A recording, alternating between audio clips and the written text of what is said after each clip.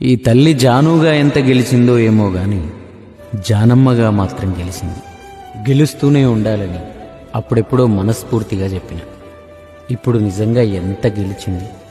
ఈ రెండు రాష్ట్రాల్లో జాను తెలియని ఇల్లు లేదు, జాను పాట ప్లే అవని సెల్లు లేదు. అయినా ఆ పిచ్చి తల్లి ఎప్పుడు ఒక మాట అంటది, ఆ గెలుపు కోసం పడే కష్టం మాత్రమే నాది.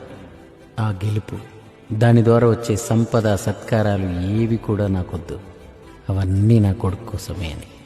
ఆమె అందంగా అలంకరించుకొని మన ముందేసే డాన్సులే మనం చూస్తాం. ఆ గ్యాప్లో కార్చే కన్నీళ్లను మాత్రం మనం ఎన్నటికీ చూడం. మనమే కాదు, ఈ తల్లులు పిల్లల మీద అతి ప్రేమతో వాళ్ళ కష్టాన్ని కన్నీళ్లను కొంచెం కూడా కనపడనివారు. అందుకే ఒక్కోసారి పిల్లలకు వాళ్ళ కోసం అమ్మ పడిన గోస కన్నా ఆళ్ళ ఇళ్ళ గుసగుసలే ఎక్కువ వినపడతాయి. అలాంటివన్నీ విని ఈ పిల్లలు ఏమైనా అన్నా ఆ అమ్మ మారదు, అమ్మ ప్రేమ మారదు. అయినా ఈ భూమి మీద మంచి చెడులు అమ్మాయిలో ఉంటాయేమో కానీ అమ్మగా మారాక మంచి మాత్రమే ఉంటుంది. అందుకే అమ్మని ఏడిపించిన పిల్లలున్నారు కానీ పిల్లల్ని ఏడిపించిన అమ్మ నాకు తెలిసి ఒక్కరు కూడా లేరు. ఈ జానమ్మ కూడా నాకు తెలిసిన అలాంటి ఓ మంచి అమ్మ.